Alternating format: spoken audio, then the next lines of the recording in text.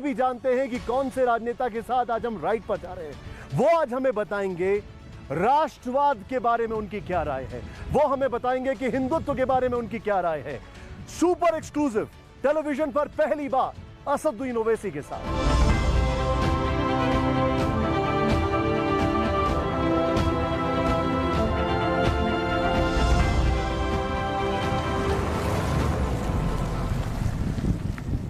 Sir आप ही का इंतजार कर रहा था। आइए सर, बैठिए। Honour to have you. बैठिए sir. And such a delight. लेकिन आपको गाड़ी चलाते तो हम सभी लोगों ने देखा है जी सर, और बड़ी अच्छी बड़ी शानदार गाड़ियां आप चलाते हैं, लेकिन यहाँ की बात ही कुछ और है। बिल्कुल सर। मैग्नेटिक हिल है और हमारे पास एक बहुत ही मैग्नेटिक पर्सनैलिटी है। It's a fact.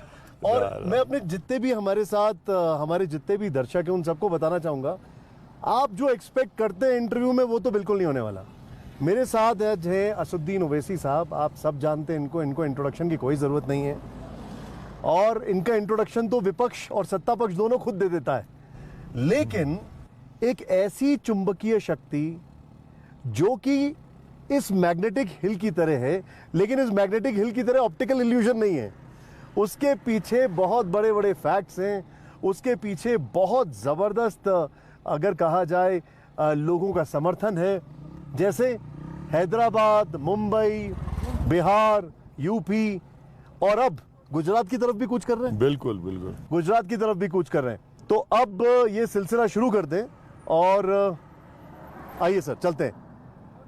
सर सबसे पहले तो एक चीज़ बताइए मुझे कि 75वीं वर्षगांठ है आज़ादी की, अमृत महोत्सव है, इतना अच्छा मौका है, और एक तरफ पाकिस्तान, एक तरफ चीन। हाँ। मुझे एक बात बताइए, राष्ट्रवाद की अगर बात होती है तो ओवैसी साहब वो राष्ट्रवाद को कैसे देखते हैं, वो इस चीज़ को कैसे असेस करते हैं, कैसे समझते हैं? सर मेरा मानना यह है कि मेरा राष्ट्रवाद यह है कि हमारा जो वतन अजीज़ है, जो देश है, दुनिया में कोई ऐसा मुल्क नहीं है ना देश है, और इस मुल्क की नेशनलिज्म की सबसे अहम खुसूसियत और वजह यह है कि इस देश का कोई रिलीजन नहीं है। यहाँ पर हम बेशुमार सौों की तादाद में ज़बानें हैं, हज़ारों की तादाद में कल्चर है, मज़हब है, मज़हब में भी अलग अलग तरीक़े हैं। तो मेरे लिए यही बहुत बड़ी चीज़ है, यही हमारा नेशनलिज्म है। और जैसा कि गांधी ने कहा था कि आप हिंदू और मुसलमान हैं, मगर नेशनलिज्म का डेफिनेशन गांधी ने सही बताया कि आप अपनी आइडेंटिटी को नहीं खोते हैं। आप गंगा और जमुना मिलते हैं मगर वो अपनी शनाख्त को नहीं खोते हैं। तो ये क्या आप ये कहना चाहते हैं कि नेशनलिज्म में हर चीज़ डिसॉल्व हो जाती है और वो बनाता है नेशनलिज्म? ना, डिसॉल्व नहीं होता है, वो अपनी अपनी आइडेंटिटी को रखता है।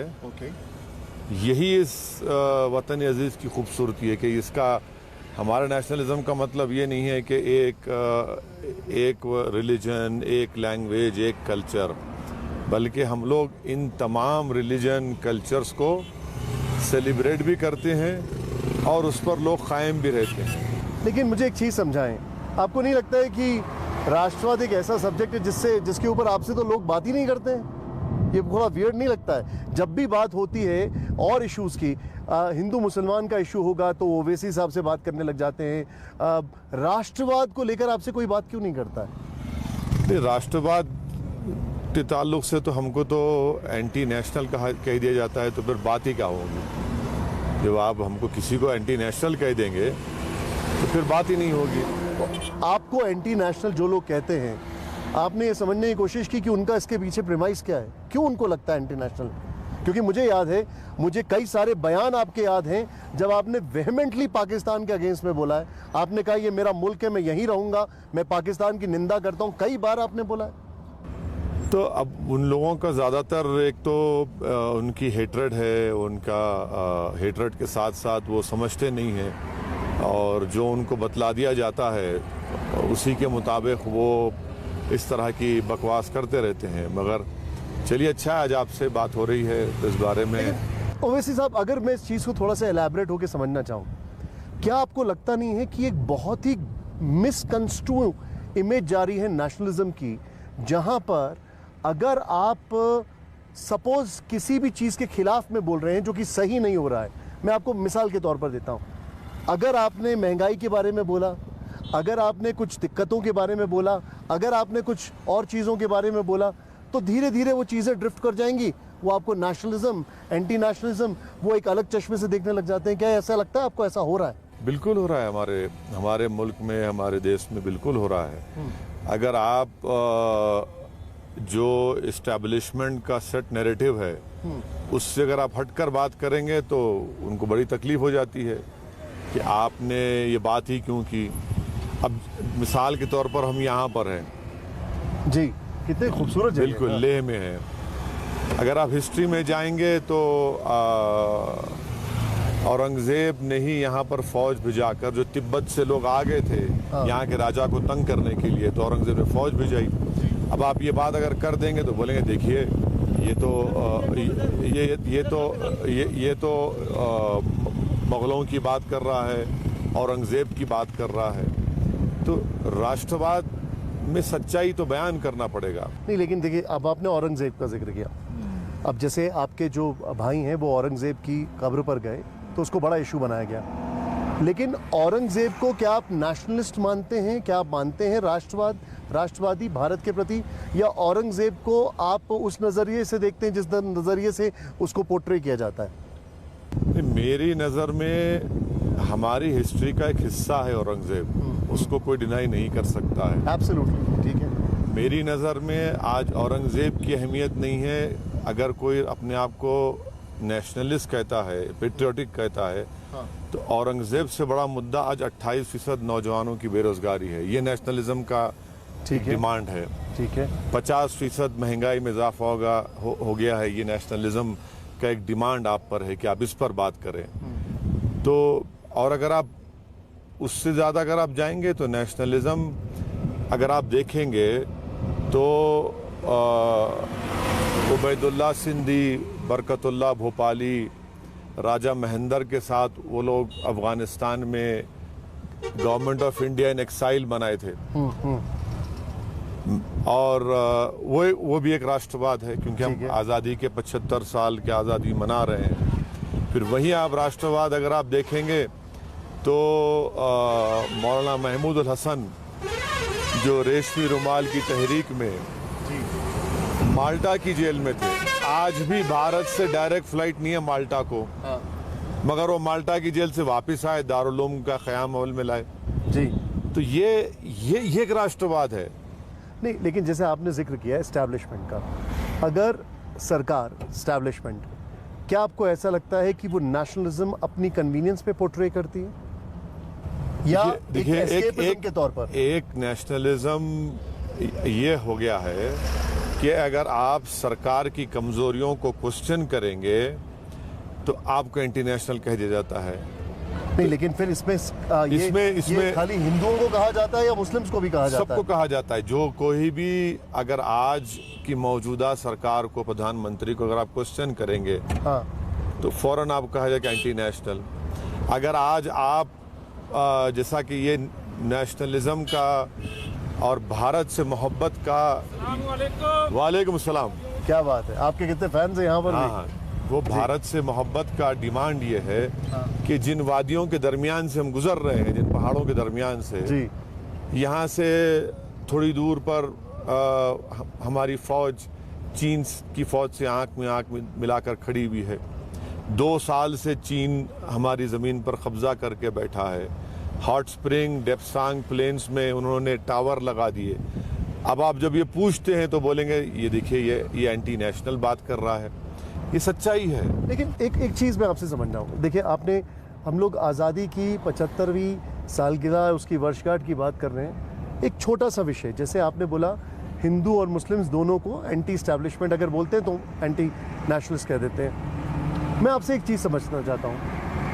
आज अगर हम बात करें मिसाल के तौर पर, तिरंगा को लेकर चीज़ें चल रही हैं, तो ये कहा जा रहा है तिरंगा का डीपी लगाएं।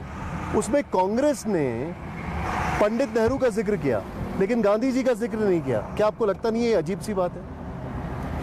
अब देखिए, मैं तो कांग्रेस का स्पोक्स पर्सन नहीं हूँ। नहीं, लेकिन मैं अगर आपसे नेशनलिज्म की बात नहीं, करूं, नहीं, तो मैं ये कह सकता हूँ कि भाई अंबेडकर को क्यों भूल गए आप? बिल्कुल वाजिब बात है, बिल्कुल वाजिब बात है। और मैं ये कहूँगा कि आप उबैदुल्ला सिंधी को, बरकतुल्लाह भोपाली को, बी अम्मा को, महमूदुल हसन को क्यों भूल गए आप? अल्लामा फजल खैराबादी को क्यों भूल गए? मौलवी अलाउद्दीन को क्यों भूल गए आप? मौलाना अहमदुल्लाह को क्यों भूल गए आप? क्या हमारी नेशनलिज्म की हिस्ट्री भी सिलेक्टिव हो गई है?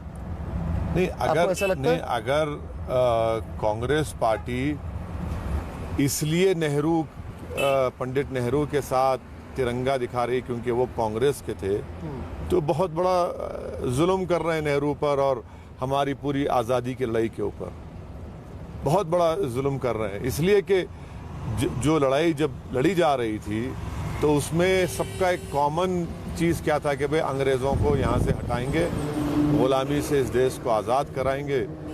नेताजी सुभाष चंद्र बोस को कौन बोलेगा? इनके बारे में कौन बात करेगा? तो ये चीज़ है, तो उस पर भी तो बात होनी चाहिए। आप इस थॉट प्रोसेस के लिए क्या कहेंगे कि आप तिरंगे के साथ अपना डीपी लगाएं? आप इसको क्या कहेंगे? मैं जब मुझसे मीडिया ने पूछा था पार्लियामेंट में, मैंने कहा देखिए, ये डीपी लगाना सिर्फ तिरंगे के लिए 15 अगस्त तक, उसके बाद आप भूल जाना। मेरा मानना यह है कि तिरंगे से मोहब्बत आपके दिल में, आपके किरदार में, आपके अमल में होनी चाहिए। तो तभी हम तिरंगे को सही मानों में, जो उर्दू का वर्ड है, हम खराज अकीदत पेश कर सकेंगे। वरना फिर हर डीपी लगा दो, उससे क्या होगा भाई? इससे क्या होगा? आप मोहब्बत तो करिए मुल्क से, और तिरंगे की लाज आप उस वक्त रखेंगे जब आप मुल्क को मजबूत करेंगे। मुल्क एक ताकतवर मुल्क बनेगा, सुपर पावर बनेगा। यहाँ के जो डेमोग्राफिक डिविडेंड है, लेकिन उसमें लगाने में दिक्कत क्या है?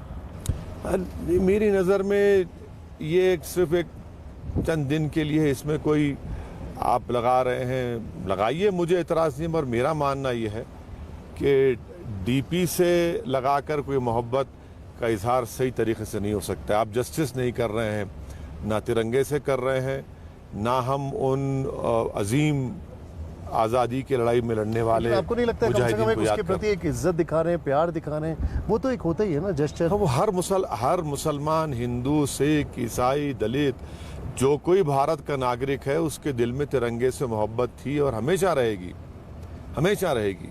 मगर तिरंगे से आपको मोहब्बत है और गरीब से मोहब्बत नहीं है। तिरंगे से आपको मोहब्बत है मगर दौलतमंद को आप ताकतवर कर रहे हैं। तिरंगे से आपको मोहब्बत है मगर आप कमज़ोर को ताकतवर नहीं कर रहे, ताकतवर को ताकतवर बना रहे हैं। लेकिन आपने जैसे ये कहा कि गरीब से मोहब्बत नहीं है, जो रसूखदार है उनको और आप रसूखदार बता रहे हैं। बिल्कुल। इसके पीछे आपका क्या तर्क है? मतलब इसके पीछे बिल्कुल, देखिए, इसलिए कि एक किसान को स्टेट बैंक ऑफ इंडिया से 32 पैसे का एनओसी हासिल करने के लिए तड़पना पड़ा, और वहीं पर 2,45,000 करोड़ के जो डिफॉल्टर थे उनके लोन को आपने राइट ऑफ कर दिया। तो ये एक मिसाल बता रहा हूं आपको। मैं समझ गया आपकी बात, आप क्या कहना चाह रहे हैं। एक तिरंगे का जिक्र हुआ है, मुझे याद है आपने कुछ दिन पहले एक ट्वीट किया और वो आरएसएस को लेकर आपने उसमें बहुत अच्छा पुराना डेटा निकालकर आपने अच्छा, यानी कि डेटा आपने बहुत पुराना निकाला था कि आरएसएस ने उसको भगवा रंग की बात की थी। आप उससे क्या मैसेज क्या देना चाह रहे थे असदुद्दीन ओवैसी साहब उस ट्वीट से? मैसेज ये देना चाह रहा था क्योंकि देश के प्रधानमंत्री ने डीपी का जिक्र किया। फिर देश के प्रधानमंत्री ने अपनी जो किताबें लिखी उसमें कहा कि आरएसएस मेरा एक इंस्टीट्यूशन रहा है। आरएसएस मेरी एक परवरिशगाह थी वो। तो हम प्रधानमंत्री से पूछना चाह रहे थे और आरएसएस से भी कि ऑर्गेनाइजर मैगजीन जुलाई 1947 में ये कहा था कि इस देश का नेशनल फ्लैग भगवा होना चाहिए, डिमांड किया था उन्होंने। फिर उसके बाद उन्होंने अगस्त 1947 ऑर्गेनाइजर मैगजीन ने लिखा, जो आरएसएस का माउथपीस है, जिसमें उन्होंने लिखा कि 3 रंग जो है वह अशुभ हैं, ईवल हैं, इसका साइकोलॉजिकल इम्पैक्ट पड़ेगा। तो क्या प्रधानमंत्री आज भी उस बात को मानते हैं या उसको आरएसएस रिजेक्ट करती है, ये हमारा उनसे सवाल था। नहीं, लेकिन मुझे लगता है कि अगर उन्होंने उसका जिक्र नहीं किया, आगे मेंशन नहीं किया, तो I think they have moved on. नहीं, मूव्ड ऑन नहीं है। देखिए, ये मूव्ड ऑन की बात नहीं है। जब एक हिस्टोरिकल फैक्ट है, देखिए 1930 1930s में तिरंगा की एक तहरीक शुरू की गई थी। इस तरह का तिरंगा नहीं था। क्या मौसम है वो सीजन? हाँ बिल्कुल, देखिए खुदा की नदी जो ओरिजिन है वो यहाँ पर हमारे ठीक बगल में इंडस नदी है, यहाँ पर वो पहाड़ है, और मेरे साथ एक बहुत खास मेहमान जो कि पहाड़ की तरह इंडियन पॉलिटिक्स में टिके हुए हैं। अरे नहीं, कहाँ पहाड़ में। अच्छा, मुझे एक बात बताइए। मैं जर्रा हूँ सर, मैं जर्रा हूँ। मैं ये जानना चाहता हूँ, क्या ये जर्रा इस देश का प्रधानमंत्री बनना चाहता है कभी? नहीं, मैं आप इससे पहले भी जब आप पार्लियामेंट के सामने बिठाकर हमसे इंटरव्यू किए थे, वो भी बड़ा बेहतरीन था इंटरव्यू। उस वक्त भी आपने सवाल किया था, आज भी किया। ये सब देखिए, ये मेरी ना सोच है। तो आपका एम्बिशन क्या है? जिस तरीके से आपकी पार्टी एक्सपैंड कर रही है, जिस तरीके से आप आगे मूव ऑन कर रहे हैं, हर प्रदेश में आपके फुटप्रिंट्स दिखाई दे रहे हैं। यकीनन ये हमारी कोशिश है, ये हमारी मेहनत है, ये हमारी ख्वाब है। और हमारा ख्वाब ये है कि भारत ताकतवर मुल्क बनेगा, और बनना भी चाहिए। और उसके लिए, बनने के लिए बहुत ज़रूरी है कि भारत में जो अल्पसंख्यक समाज है उनको उनका हिस्सा मिले, से पॉलिटिक्स में, राजनीति में मिले, हर तालीम में मिले, हर जगह मिले। क्योंकि तभी जाकर देखिए, भारत जो है ना, एक सिर्फ अल्पसंख्यक समाज? सुनिए, भारत जो है एक गुलदस्ता है। ये तो बात सही है आपकी। ये गुलदस्ता है भारत, और उस गुलदस्ते में जितने फूल हैं, कोई एक फूल को नहीं कोई एक फूल भी ना मुरझाए, उसकी कोई पत्ती ना मुरझाए जाए। और किसी एक ज़बान हो या मज़हब हो, वो इससे कमज़ोर ना पड़ जाए। क्योंकि अगर कमज़ोर पड़ेगा तो एक अधूरापन नज़र आएगा भारत में। तो अल्पसंख्यक समाज के साथ जो दलित समाज है, जो कमज़ोर है, इन सब को उनका एक जायज़ मुकाम मिले, यही हमारी कोशिश है। और इस कोशिश में हम अपने आप को आगे बढ़ा रहे हैं। देखते हैं। लेकिन क्या आपकी पार्टी सिर्फ अल्पसंख्यक समाज को देख रही है, या आपका इस पे पैन इंडिया या पैन कम्युनिटी? देखिए, हमारा मानना ये है कि आज भी, जैसा मैंने आपसे कहा कि सरकारें जिस किसी पार्टी की रही हैं, सच्चाई ये है कि उन्होंने ताकतवर को ताकतवर किया और कमज़ोर को ताकतवर नहीं बनाया। उनकी आंखों में कमज़ोर ताकतवर होना चाहिए था, जो नहीं रहा है। इसीलिए आज आप देख रहे हैं कि गरीबी बढ़ रही है, बेरोज़गारी तो खैर पूरे विश्व में सबसे ज़्यादा बेरोज़गार हैं तो अनफॉर्चुनेटली हमारे मुल्क में हैं। तो ये इन चीज़ों की तरफ उसी वक्त रुख होगा जब ये समाज के लोग इन बातों को समझेंगे। और वो, क्या आपको नहीं लगता, मैं आपको इस चीज़, आपने ये पॉइंट रखा है कि आपको नहीं लगता है कि ये सारी आवाज़ें जो हैं अब विपक्ष की तरफ से भी बस एक सिंबॉलिज्म के तौर पर आती हैं? तो अगर आप समझेंगे कि कांग्रेस में गांधी परिवार विपक्ष को कोई देश को कोई राह दिखाएगा, तो मैं साफ तौर पे कह रहा हूँ कि मुझे उम्मीद नहीं है। क्या वजह उसकी? नहीं है, इन लोगों की जो क्रेडिबिलिटी होती थी अब नहीं रही है। इनकी क्रेडिबिलिटी नहीं रही है। एक के बाद एक आप चुनाव हार रहे हैं। क्रेडिबिलिटी या कॉम्पिटेंस? देखिए, कॉम्पिटेंस नहीं रहने से तो क्रेडिबिलिटी क्वेश्चन में आती है ना आपकी। नहीं, तो फिर आपको, क्या आप ये कहना चाह रहे हैं कि कांग्रेस के बजाय अब देश को एक दूसरा बीजेपी के सामने ऑल्टरनेटिव ढूंढना पड़ेगा? यकीनन पैदा होगा। जिंदगी में कभी वैक्यूम नहीं रहता, ये कुदरत का निजाम। लेकिन क्या कांग्रेस की वो स्टेज आ चुकी है कि अब एक ऑल्टरनेट देश को ढूंढना पड़ेगा? खुद ब खुद देश ढूंढ लेगा। इतना बड़ा देश है, कोई वैक्यूम नहीं रहेगा इस देश में, कभी वैक्यूम नहीं रहेगा। ये बहुत 130 करोड़ का देश है। अगर कोई समझ रहा है कि हम किसी एक पार्टी के मोहताज हैं, भाई मैं इस दुनिया में आया हूँ, मैं चला जाऊँगा। अल्लाह का निज़ाम ये कि अल्लाह मुझसे बेहतर किसी को पैदा कर देगा। तो मगर ये एक बहुत बड़ा एक इशू है। लोग इसको गहराई से देख रहे हैं और महसूस भी कर रहे हैं। एक के बाद एक आप चुनाव हारते जा रहे हैं, तो फिर जाहिर है एक वक्त आएगा जब लोग बोलेंगे कि भाई अब हमको नए तरीके से, नए सिरे से भाजपा का मुकाबला करना पड़ेगा। क्योंकि 75वीं वर्षगांठ है और हम बात कर रहे हैं नेशनलिज्म की, तो आपने अभी एक ऐसा पॉइंट टच किया है जो कि मुझे थोड़ा सा इस देश के लिहाज से थोड़ा सा सेंटिमेंटल करता है। ऑन द अदर साइड, मेरा किसी पार्टी के प्रति बायस नहीं है, लेकिन देश की सबसे पुरानी पार्टी, एक ज़माने में सबसे बड़ी पार्टी, उसके डाउनफॉल या उसका, अगर आप जो बोल रहे हैं उसके ख़त्म होने के पीछे की वजह आप क्या देख रहे हैं? What are the 3 main reasons आपको लगते हैं? देखिए, मैं तो इतना बड़ा क्या बोलना चाहिए, पॉलिटिशियन नहीं हूँ, ना कोई ओपिनियन तज्जिया निगार हूँ कि उसका पूरा डाइसेक्ट कर सकूँ। मगर जहाँ तक मुझे जो पॉलिटिक्स मैंने अपने बुज़ुर्गों के पैरों के पास बैठकर सीखी और आज भी उनसे सुनता हूँ, वो ये है कि जिस दिन आपका आम आवाम से, जनता से आपका कनेक्शन कमज़ोर हो जाएगा तो फिर आपकी खैर नहीं है। तो जब तक आपका राबिता रहेगा, कनेक्ट रहेगा आवाम से, आप उनकी बात को समझेंगे, आप उनसे मुलाकात करते रहेंगे, आप उनके अच्छे और बुरे में जाते रहेंगे, आप उनकी ज़बान में बात करेंगे, आप उनके तकालीफ को, उनके इश्यूज़ को उठाएंगे, तो यकीनन आप रिलेवेंट रहेंगे पॉलिटिक्स में। मैं ओवैसी साहब थोड़ा सा आपको उस तरफ दिखा रहा हूँ। BRO at your service, pride of the nation, hope you enjoyed the ride. क्या खूबसूरत वहाँ पर एक लाइन लिखी हुई है, और ये ठीक बगल में इंडस जो नदी है, जो इस देश का ओरिजिन है, वो यहाँ पर हमारे बगल में बह रही है। इसी से मुझे एक सवाल मन में आया, क्या आपको लगता है कि इंडियन पॉलिटिक्स जो है उसमें अभी वही फ्री फ्लोइंग मूवमेंट दिखाई दे रहा है जो होना चाहिए, या फिर there is a scope of some change, some revival? कुछ आपको ऐसा लगता है? देखिए, मेरे को लगता है कि अभी जो इकोनॉमिक डिस्ट्रेस है, जो इकोनॉमिक डिस्ट्रेस है और जो बेरोज़गारी है, महंगाई है, और माफ़ी चाहता हूँ आपसे भी मुझे शिकायत है, बिल्कुल बिल्कुल बताइए, कि करंट अकाउंट डेफिसिट जो है 3000 करोड़ के करीब पहुँच चुका है। बिल्कुल ठीक कह रहे हैं आप। हाँ, तो ये ख़तरे की बहुत बड़ी निशानी है। हमारे जो रेमिटेंस आते थे बाहर से नहीं भी जा रहे हैं, और हमारा फॉरेन एक्सचेंज रिजर्व ठीक है, अभी अच्छे हैं, मगर गिरते जा रहे हैं। तो ये आज आप देखेंगे तो यकीनन एक तब्दीली की बात, एक तब्दीली का पैगाम आपको मिलता है, मगर इसको कौन उठाएगा, कौन इसका फायदा उठाएगा? किया था MiG-21 को लेकर, अभी आपका एक ट्वीट मैंने पढ़ा MiG-21 को लेकर, कि अगर इतना तरक्की कर रहे हैं तो फिर MiG-21 क्यों अभी तक उड़ा रहे हैं?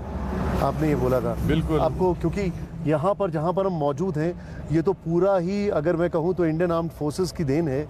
जिस तरीके से हम उतनी आज़ादी से घूम रहे हैं और उनकी पूरी मेहनत मशक्क़त है इसमें, आपको लगता है कि उनके साथ जस्टिस नहीं की जा रही है? भाई, वो तो एक कॉफिन कहा जाता है ना, उसको फ्लाइंग कॉफिन, या कॉफिन कहा जाता है। मर रहे हैं हमारे बच्चे, नौजवान। अरे, हम प्लेन को तो रिप्लेस कर सकते हैं, मगर जो बरसों लग जाते हैं हमारे पायलट को तैयार करने के लिए, हम बरसों पीछे हो जाएंगे ना। तो हमारे को 40 स्क्वाड्रंस की ज़रूरत है, आपके पास खाली 30 हैं। हमको 3 एयरक्राफ्ट कैरियर की ज़रूरत है, हमारे बमुश्किल। लेकिन वो राफेल लेकर आए, तेजस को तेजी से डिप्लॉय कर रहे हैं। कहाँ है तेजस, कहाँ है बताइए ना भाई। 30 स्क्वाड्रंस हैं, यहाँ पर 40 की ज़रूरत है आपको। आप क्या किए हम लोग ने? 1 लाख हमारे वैकेंसी हैं। हद तो ये है कि जो कमिटेड लायबिलिटी है हमारे आर्मी के एक्सपेंडिचर का, हम उसको पूरा नहीं कर पा रहे हैं, उसको खरीद नहीं पा रहे हैं। अब कौन जिम्मेदार है बताइए उसका? लेकिन उनसे अगर बात करें सरकार से, तो उनका कहना है कि ये बैकलॉग इतना हैवी है कि हम कब तक इसको सर, वो छोड़ दीजिए। कमिटेड लायबिलिटी कैपिटल एक्विजिशन का जो हम ऑर्डर दे चुके हैं, अच्छा, जो हमें खर्चा करना है, वो हम नहीं कर पा रहे हैं। अच्छा, 2015 में जो कंडूरी साहब डिफेंस स्टैंडिंग कमेटी के चेयरमैन थे, उन्होंने कहा कि हमारे पास सिर्फ 10 दिन का असला है जंग लड़ने का, जिसमें से इतना % ऑब्सोल्यूट है। तो ये तो देखना पड़ेगा ना। अगर अच्छा, पैसा हमारे पास नहीं है, इसलिए तो हमने अग्निवीर लाया है। हमारे पास पैसा ही नहीं है, इसीलिए हमने अग्निवीर लाया है। अगर पैसा होता, अब आप मेरे को बताइए कि जब हमारे पास पैसा नहीं है तो एक तरफ चीन है, एक तरफ पाकिस्तान है, ये लोग देख क्या समझ रहे होंगे भारत के बारे में कि इनके पास पैसा नहीं है अपनी फौज के लिए, अपनी नेवी और एयरफोर्स के लिए, इसलिए अग्निवीर लाए हैं। हमारे एडवर्सरीज तो हंस रहे होंगे, मुस्कुरा रहे होंगे। लेकिन उन्होंने तो कई कंट्रीज का एग्जाम्पल दिया अग्निवीर को लेकर। चाइना में ऐसा होता है, कई कंट्रीज का एग्जाम्पल दिया, अमेरिका में ऐसा होता है। सुनिए, वहां पर कंस्क्रिप्शन होता है, वहां पर लोग आते नहीं है। हमारे पास लोग आने तैयार हैं, हमारे नौजवान। ये एक एम्प्लॉयमेंट जनरेशन स्कीम नहीं है। एक गांव का लड़का अगर फौज में जाता है तो पूरा गांव उसका सेलिब्रेट करता है। बिल्कुल ठीक बात है। ये तो एक इसमें ऑनर है उसमें, इस प्रोफेशन में, और उसको हमको देखना है। अब आप मिसाल देंगे स्विट्जरलैंड की, भाई स्विट्जरलैंड का जीडीपी कितना है बताइए, हमारा जीडीपी कितना है बताइए। तो हमको तो जरूरत है ना, हमको तो फौज की जरूरत है। अब आप बताइए कि हमारे 60,000 की फौज चीन से इन्हीं पहाड़ियों पर खड़ी हुई है। हाँ। और हमको मजबूरी की हालत में पाकिस्तान से सीज फायर एग्रीमेंट साइन करना पड़ा। और ये जो एरियल एक्सरसाइज चीन कर रहा है ना, आप देखना, हमारी बात यकीन कर लीजिए, रिकॉर्ड कर लीजिए। अगर एक्सीडेंट होगा तो कहीं ना कहीं, खुदा ना खास्ता, कहीं जंग ना हो जाए चीन से, जब क्या करेंगे हम? आपको ऐसे हालात दिख रहे हैं? अरे एरियल एक्सरसाइज कर रहा है हमारे जमीन के अंदर, हमारी चीन में ट्रेन कर रहा है। नहीं, चीन बैठा हुआ हमारे जमीन के अंदर, हॉट स्प्रिंग, डेपसांग में, डेमचौक में। और फिर लेकिन आप जो पार्लियामेंट में ये सब बातें उठाई तो आपने होंगी, तो आपको जवाब, आपको लगा नहीं कि सर पार्लियामेंट में सरकार उठाने नहीं देती ना इन चीजों को। लद्दाख के बारे में, हॉट स्प्रिंग, डेपचांग के बारे में उठाने नहीं देती। आप सवाल डालते हैं तो जवाब बराबर नहीं दिया जाता है। प्रधानमंत्री चीन के बारे में बोलना नहीं चाहते, लफ्ज चीन उनकी जबान से निकलता नहीं है। सबसे बड़ा खतरा आज हमारे देश को, अगर किसी चीन से, मैं कह रहा हूं आपको, आप देखते जाइए। लेकिन आप जो बता रहे हैं, अगर आपका ये असेसमेंट है कि युद्ध के हालात हो सकते हैं और युद्ध हो सकता है। अरे हमारे LAC के करीब आकर एयरक्राफ्ट उड़ा रहा है चीन। हमने एग्रीमेंट साइन किया उनसे कि आप इतने डिस्टेंस पे नहीं आएंगे। जो दोनों हम फॉलो कर रहे हैं, वो फॉलो नहीं कर रहा है। वो क्या आपको बता रहा है? बड़े बड़े एक्सपर्ट्स कह रहे हैं कि अक्टूबर में चीन कुछ करेगा, क्या करेगा नहीं करेगा। मगर यही तो हम बता रहे हैं ना कि हमारी इकोनॉमी इतनी खराब हो गई है। आपने इकोनॉमी का जिक्र किया, मैं यहाँ पर आपसे एक चीज़ जानना चाहूँगा। आपको नहीं लगता है कि हम we are far better off? Sri Lanka collapse कर रहा है, और आज हम जब आपसे बात कर रहे हैं इन वादियों में, इन पहाड़ियों में, बांग्लादेश में मैसिव प्रोटेस्ट हुए हैं, पाकिस्तान कोलैप्स कर रहा है, और हम अभी भी सस्टेन कर रहे हैं, अच्छे से सस्टेन कर रहे हैं। As a matter of fact China का भी हाल बहुत ख़राब है। अब आपका इंटरनेशनल कह देंगे भक्त कि आपने कैसे भारत को बांग्लादेश, पाकिस्तान की मिसाल दी। हम तो 5 ट्रिलियन की बात कर रहे थे ना, आज हमको मजबूरन अपने पड़ोसियों की मिसाल देना पड़ रहा है। समझ गया मैं। तो हमारी इकोनॉमी किस राह पे जा रही है बताइए। आप अपना वो नहीं, हमारी इकोनॉमी कहाँ जा रही है कि आज हमको बांग्लादेश और पाकिस्तान से हमको कंपेयर किया जा रहा है। ये हमारी नेशनलिज्म है। तो यही तो हम बता रहे हैं आपसे कि हमारे हालात ठीक नहीं है। देखिए अभी हम जहाँ जा रहे हैं, अपने दर्शकों को बता दें, ओवैसी साहब हम ओवैसी साहब के साथ जा रहे हैं उस इंडस रिवर पर, जो कि क्या कहा जाए, जिसके लिए कुछ देयर इज़, ये थोड़ा सा एक डिप आएगा यहाँ पर। और ये ओरिजिन, अगर भारत के ओरिजिन की बात की जाए, जिससे भारत माना जाता है, ना भारत का ओरिजिन सिर्फ यही नहीं है। हाँ ठीक कह रहे हैं। भारत का ओरिजिन 65,000 साल पहले ईरान से किसान आए थे, फिर सेंट्रल एशिया से, ईस्ट एशिया से आए, फिर आर्यंस आए। तो ये चारों मिलकर, ये कॉन्फ्लुएंस बनकर ये भारत बना है। तो सिर्फ इंडसी को कह देना ठीक नहीं होगा। अभी रिसेंट स्टडी आई है। आई स्टैंड करेक्टेड, क्योंकि मैं ओवैसी साहब से 2 चीजों पर बिल्कुल भी कभी भी काउंटर एग्रीमेंट नहीं कर। नहीं, आप डिसएग्री कर सकते हैं। नहीं, ये नेशनलिज्म की खूबसूरती है कि हम डिसएग्री करना चाहिए, मगर एक है मैं आपके फैक्ट्स को हमेशा से बड़ा वो देता हूँ। अच्छा, क्योंकि इससे मुझे याद आया 2 पॉइंट्स ऐसे हैं, एक हिस्ट्री है कि कॉन्स्टिट्यूशन, जिसपे आपकी माशाल्लाह पकड़ बहुत बहुत अच्छी है। क्या कॉन्स्टिट्यूशन में राष्ट्रवाद को लेकर कुछ कहा गया है ओवैसी जी? मुझे अंदाजा नहीं है, मैं आपसे जानना चाहता हूँ, या उसका किसी भी तरह से कोई रेफरेंस, जिक्र कुछ भी है क्या, जिसको लेकर हम लोग इतना देश में सब चल रहा है? कॉन्स्टिट्यूशन में राष्ट्रवाद पे कुछ भी कहा गया है? भाई उसमें इंडिया, इंडियंस कहा गया है सबको, कोई रिलीजन का नाम नहीं लिया गया है। यही तो इस चीज की खूबसूरती है हमारे कॉन्स्टिट्यूशन की। We the people of India, कि we the people of India, not we the Muslim, we the Hindu, we the that this नहीं है ना। यही खूबसूरती भारत के संविधान की, जो हमारे बुजुर्गों ने इसको सोचकर बनाया था। वेस्टमिनिस्टर मॉडल जरूर हमने अपनाया, मगर हमने रिटर्न कॉन्स्टिट्यूशन लिया और कहा कि we the people of India. लेकिन इसको डिस्टॉर्ट कर दिया पॉलिटिशियंस ने। अब सबने किया ना, लम्हों ने खता की, सदियों ने सजा पाई। आइए बाहर उतर के, आप वैसे बहुत अच्छा ड्राइव करते हैं वैसे साहब, और अगर मैं आपकी जगह इस ड्राइविंग सीट पर होता कभी भी ये नया नहीं कर पाता।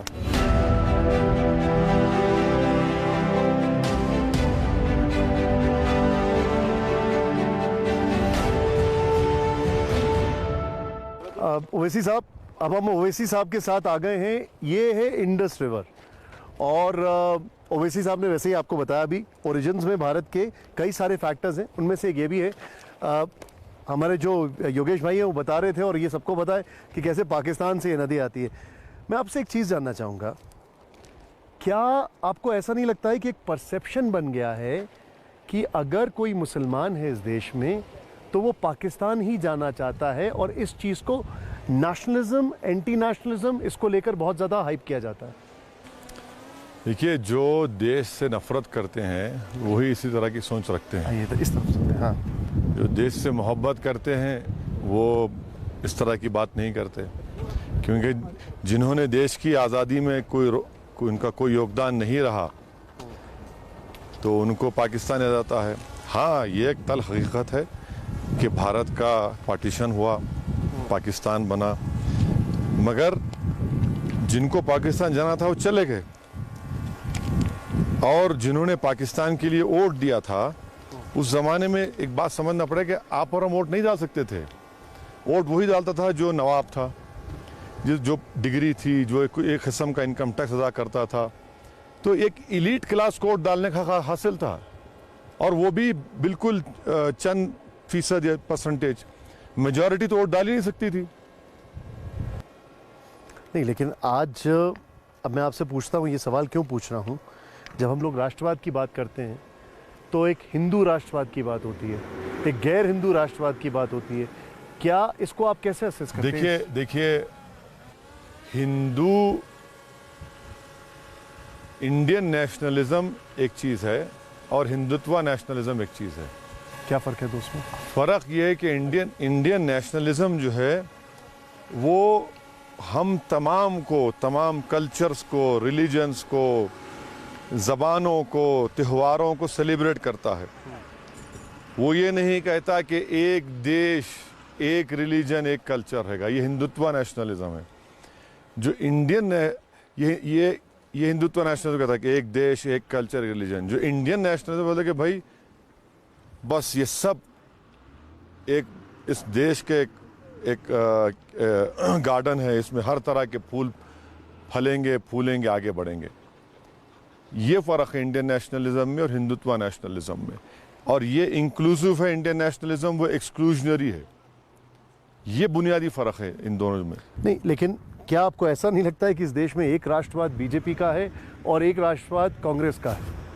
देखिए, मैं उस राष्ट्रवाद की बात कर रहा हूँ जिसको महात्मा गांधी, बाबा साहेब अम्बेडकर, पंडित नेहरू, सरदार पटेल, मौलाना अबुल कलाम आज़ाद, और उनसे पहले मौलाना महमूदुल हसन, फिर उनसे पहले सन 57 की जंग आज़ादी में जिन्होंने अपनी जानों को कुर्बान किया, सब ने मिलकर तो अंग्रेज़ों के ख़िलाफ़ लड़ा था ना। कोई अपने आप को ये महसूस नहीं कर रहा था कि हम लोग अलग हैं, बल्कि सब कह रहे थे कि हाँ, मैं हिंदू हूँ, मैं मुसलमान हूँ, मगर इस देश का हूँ, मुझे अंग्रेज़ों से लड़ना है, ये वतन मेरा है। ना किसी मुसलमान ने अपनी रिलीजियस आइडेंटिटी को खोया, ना किसी हिंदू ने अपनी रिलीजियस आइडेंटिटी को खोया। यही तो गांधी का पैगाम था। अभी ये क्राइसिस है देश में? बिल्कुल है, बिल्कुल है। तो आज जो रूलिंग पार्टी है वो तो साफ हिंदुत्व नेशनलिज्म की बात करती नहीं, है। लेकिन एक बात बताइए, जितनी सीटें उन्हें मिली हैं वो खाली हिंदुओं के वोट पे तो नहीं मिली होंगी, मुस्लिम भी होंगे उसमें। तो देखिए, उसका डेटा है, CSDS का डेटा है। बताइए आप। भारत के प्रधानमंत्री मोदी को 2014 में 31% हिंदू वोट मिला और 19 आते 37% हो गया। तो एक ही कम्युनिटी है जिसका वोट नहीं बढ़ा नरेंद्र मोदी को। 6% वोट मिला मुसलमानों का, 14 में 19 में उतना ही मिला। दूसरे जितने सोशियो रिलीजियस ग्रुप्स हैं उन सब का परसेंटेज वोट बढ़ता गया। तो क्या पैन इंडिया आपको कोई ऐसी पार्टी दिखती है जो पैन इंडिया उनको रिप्रेजेंट करेगी अभी के हालात में, या अलग अलग पॉकेट, जैसे समाजवादी पार्टी को यूपी में देखा जाता है, आपका एक अपना नीश देखा जाता है? समाजवादी पार्टी कहाँ रही? समाजवादी पार्टी को परसेप्शन तो है ना? समाजवादी पार्टी की हिस्ट्री में बल्कि उत्तर प्रदेश की पॉलिटिक्स में अगर मुसलमानों ने 90% अगर वोट दिया किसी पार्टी को, समाजवादी को दिया दो इस विधानसभा के चुनाव में, तब भी भाजपा को नहीं हरा पाए। तो ये क्या बताता है? इनकी कॉम्पिटेंस और इनकी क्रेडिबिलिटी को बताता है कि भाई जहाँ से आप चलिए चुनाव हार गए विधानसभा का, जहाँ से आप MP हैं, सांसद थे, जिस सीट पर आपने 19 में 1.5 लाख वोट से जीता, आज वहाँ 6,000 वोट से हार गया। वैसे साहब, अब मैं आपसे एक ऐसा सवाल पूछूंगा जिसका जवाब हम हर कोई जानना चाहते हैं। आपने समाजवादी पार्टी पे क्वेश्चन किया, आपकी जो पार्टी है बिहार में, उसके अपने MLAs टूट रहे हैं, उसको आप कैसे देखते हैं? तो अब उनको भाग गए, वो धोखा दिए। धोखा क्यों? क्योंकि देखिए, ये हमारी लड़ाई जो बिहार की, जो सीमांचल की इंसाफ की लड़ाई थी, और हमने साफ कहा था कि सत्ता से हमको मतलब नहीं है, सीमांचल के इंसाफ से हमको मतलब रहेगा। और वो सीमांचल में सिर्फ एक समुदाय के लोग तो नहीं थे। आज आप ये पानी देख रहे हैं ना, आप हर साल चले जाइए, सीमांचल में ज़मीन कटती जाती है, 100 एकड़ ज़मीन कटती है, खेत कट जाते, ज़मीन कट जाती, कोई पूछता नहीं है। वो लड़ाई सीमांचल की थी, पूरे बिहार पर, बल्कि भारत का सबसे बैकवर्ड रीजन सीमांचल है। अगर वो उन लोगों को धोखा दिए हैं तो वो जनता जवाब देगी। एक बहुत मेरे मन में एक ये आपसे ही पूछना चाहूँगा, हालांकि उससे पहले एक बड़ा फनी सा सवाल है। वो सुब्रमण्यम स्वामी ने आपके लिए कहा कि आप देशभक्त हैं, ये गारंटीड है, पक्का है, नेशनलिस्ट भले ही ना हो लेकिन देशभक्त हैं। आप इसको कैसे लेते हैं, कॉम्प्लीमेंट या निंदा? वो उनसे ही पूछ लीजिए, उसका मतलब समझा। आप कैसे असेस करते हैं? अब सुब्रमण्यम स्वामी है भाई, वो बोलते हैं तो उनको। आप मुझे एक बात बताइए, और आपसे मैं उम्मीद करता हूं कि आप इसमें कोई एक ऐसा मैसेज भी देंगे। ओवैसी साहब, आज के दौर में जो भी नूपुर शर्मा का एपिसोड हुआ, उसके बाद जिस तरीके से एग्रेशन देखा जा रहा है एक समुदाय विशेष का दूसरे समुदाय विशेष के खिलाफ, खासकर अगर वो लोग कोई इसको सपोर्ट कर रहे हैं या कुछ कर रहे हैं। अभी हमने देखा राजस्थान में क्या हुआ, महाराष्ट्र में क्या हुआ, हत्याएं हो रही हैं, अटैक्स हो रहे हैं। आपको लगता नहीं है कि ये भी अपने आप में एक बहुत बड़ा एग्जाम्पल है इंटॉलरेंस का? जो नूपुर शर्मा ने किया वो तो गलत है, इट इज राइट नाउ। नहीं, देखिए, ये मिसाल है रेडिकलाइजेशन का भी। और रेडिकलाइजेशन दोनों समुदाय में हो रहा है। मध्य प्रदेश में परसों एक आदमी को इसलिए लिंच करके मार दिया क्योंकि उस पर इल्ज़ाम था कि उसने गोश्त की तस्करी कर रहा था। ये भी हो रहा है, इसको कोई डिनाई नहीं कर सकता। ठीक बात है। तो ये सब रेडिकलाइजेशन की मिसालें हैं। और रेडिकलाइजेशन को कंट्रोल कैसे करते हैं आप? भाषण से या मेरे बोलने से रेडिकलाइजेशन कंट्रोल होगा? रूल ऑफ लॉ के इम्प्लीमेंटेशन से। आप रूल ऑफ लॉ को कानून को इम्प्लीमेंट करिए।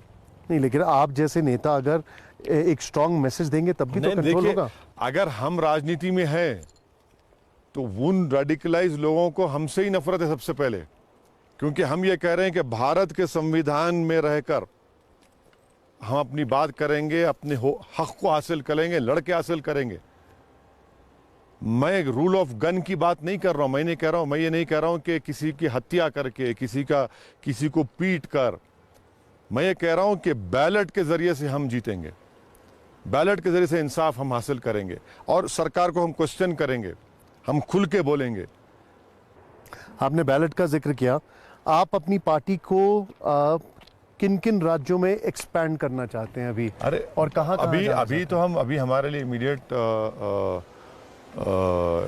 ऑब्जेक्टिव और चैलेंज है गुजरात, क्योंकि गुजरात में भी अक्टूबर नवंबर में विधानसभा के चुनाव होने जा रहे हैं। तो गुजरात में, फिर महाराष्ट्र में लोकल बॉडी के इलेक्शन है, उसमें हम तैयारी कर रहे हैं। मध्य प्रदेश में पहली मरतबा हम लोकल बॉडी के इलेक्शन लड़े। मैं उनका शुक्रिया अदा करता हूं जनता के, हमारे उम्मीदवार कामयाब हुए।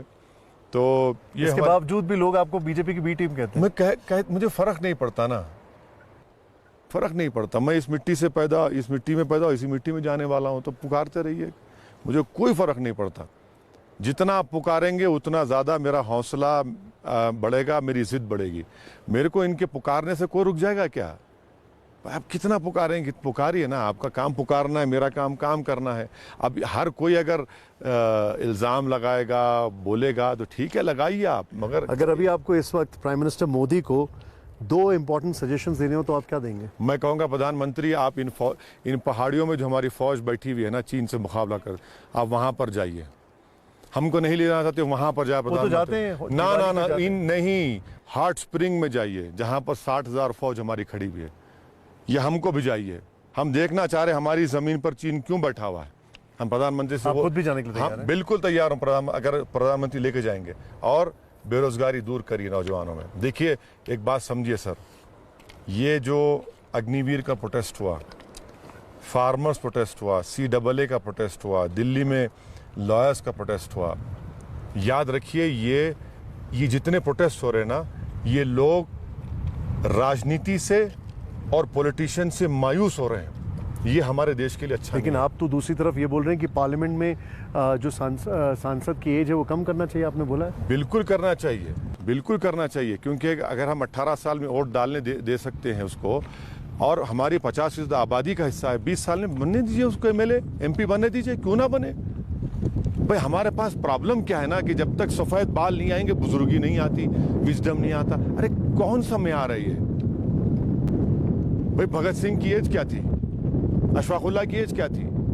20 साल में उसको MP बन के आने दीजिए, विधायक बने दीजिए, सांसद बने, देखिए उसके पास भी तो आइडियाज होंगे भाई। हमारा जो डेमोग्राफिक डिविडेंड है उसका फायदा तो उठाना चाहिए ना हमको।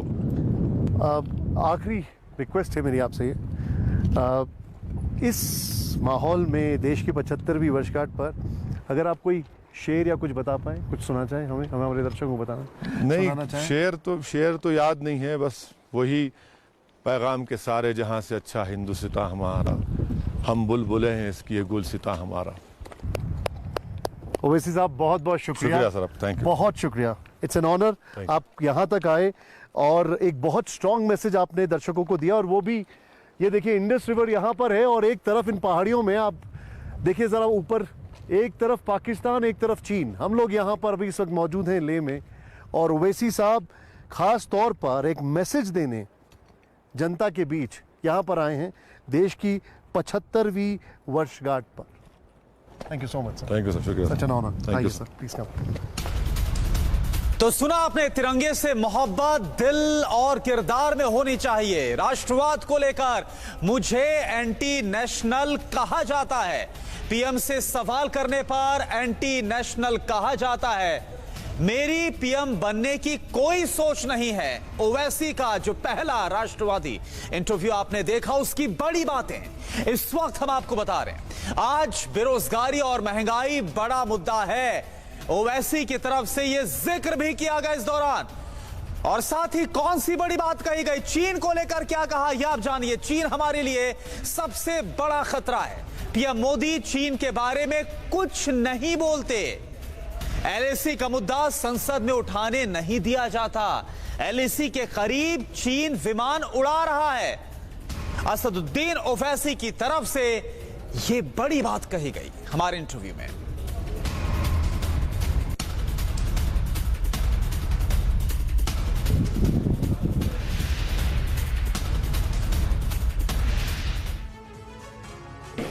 और बीते कई दिनों से देश के कई राज्यों में बाढ़ और बारिश का कहर जारी है। जम्मू कश्मीर, हिमाचल प्रदेश, उत्तराखंड में सैलाब के बाद कोहराम की डराने वाली तस्वीरें निकल कर आ रही हैं। यहां पर बाढ़ और भूस्खलन ने कई लोगों की जान ले ली है। मध्य प्रदेश में भी मूसलाधार बारिश हो रही है। MP में कई सालों के बाद अगस्त में इतनी बारिश हुई है कि कई शहर इस वक्त पानी पानी हो गए हैं, जलमग्न हो गए हैं। क्या है देश का हाल, आप देखिए हमारी इस फ्लड रिपोर्ट में।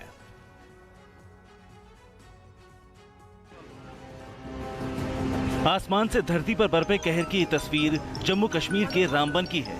यहाँ बादल फटने के बाद कुदरत के क्रोध का नतीजा चारों तरफ दिखा।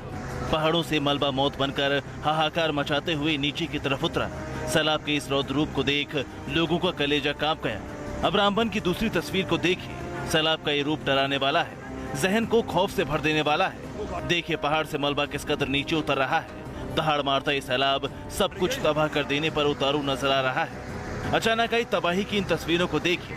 जल तांडव किसे कहते हैं, प्रलय क्या होती है, विनाशकारी तस्वीरों को देखकर समझा जा सकता है। अब रामबन में बादल फटने के बाद लोगों को चेनाब नदी से दूर रहने की सलाह दी गई है, क्योंकि चेनाब नदी और सभी लोकल नाले खतरे के निशान से ऊपर हैं। ऐसे में लोगों को सुरक्षित जगह पर रहने को कहा गया है। श्रीनगर और जम्मू कश्मीर नेशनल हाईवे भी ब्लॉक है। कई लोगों के लापता होने की भी खबर है। हिमाचल के कुल्लू में एक बार फिर से बादल फटा तो एक घर 3 सेकंड में बह गया। मौके पर मौजूद लोग चीखते चिल्लाते रहे, तमाशबीन बने रहे और चंद पल में घर ने जल समाधि ले ली। कुल्लू के आने की तस्वीरें वाकई डराने वाली। यहाँ बादल फटते ही पहाड़ पानी पानी हो गया। सैलाब की शक्ल में ये पानी पत्थर को अपने साथ बहाता नीचे उतरने लगा। रास्ते में जो कुछ आया सब सैलाब में समाने लगा, सैलाब के साथ बहने लगा। कुदरत के इस प्रचंड अवतार को देख लोगों की चीखें निकलने लगी। बादल फटने से मकान दुकान तबाह हो गए। इसके अलावा नाले में पानी का स्तर बढ़ गया। एक साथ कई जगहों से लैंडस्लाइड की भी खबरें आई। इस हादसे में 6 गाड़ियां बही और 2 लोगों की मौत हो गई। मरने वालों में 60 साल के बुजुर्ग और 16 साल की नाबालिग लड़की भी शामिल है। दोनों के शवों को मलबे से निकाल लिया गया है।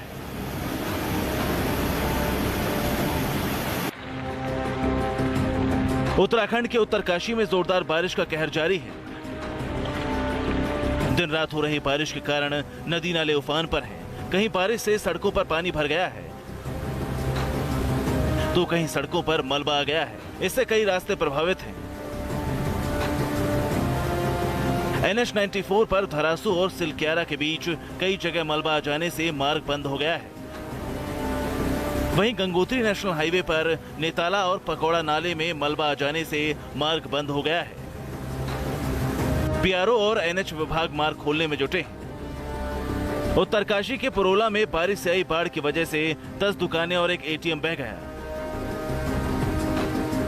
नगर पंचायत पुरोल की निर्माणाधीन पार्किंग मार्ग समेत जल संसाधन मार्ग की दीवार ध्वस्त हो गई। प्रशासन की तरफ से भारी नुकसान की आशंका भी जताई गई।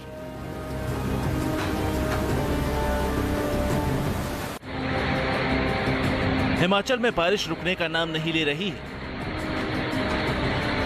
कुल्लू के बाद चंबा में भी बादल फटने की घटना सामने आई, लेकिन चंबा का हाल कुल्लू से भी ज्यादा बेहाल है। यहाँ पर्वत पर्वत तबाही मची है। कुदरत की रौद्र अवतार को देख कलेजा कांप रहा है। देखिए चंबा में प्रकृति के प्रतिशोध की ये सबसे खौफनाक तस्वीर है। चंबा के भरमौर क्षेत्र में 2 जगहों पर बादल फटने से कोहराम मच गया। भरमौर से आसमानी आफत के कई खौफनाक वीडियो सामने आए। वीडियो में एक बार फिर देखिए जब चंबा में पहाड़ तरका और बड़ी बड़ी चट्टानें चंद पल में नीचे आ गई। कई सड़कें बंद हो गई। यहाँ के स्थानीय प्रशासन का कहना है कि चंबा हड़सर मार्ग लाहल और प्रघाला के पास भी भूस्खलन के कारण सड़कों को बंद कर दिया गया है। यहाँ पुल के पास ओई नाले में सैलाब आने से रावी नदी ओवरफ्लो हो गई है।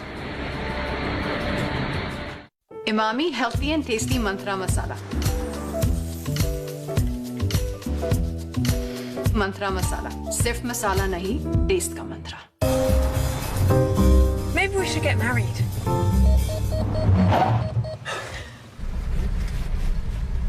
Well?